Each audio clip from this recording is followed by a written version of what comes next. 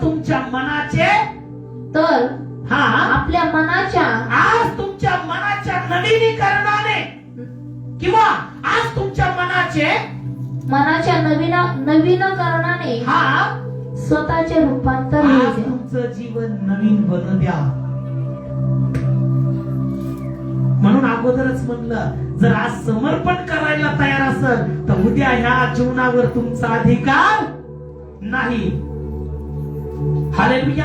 समर्पण केल्याच्या नंतर एक वस्तू इथे आणून तुम्ही दिल्याच्या नंतर ती वस्तू तुमची राहते.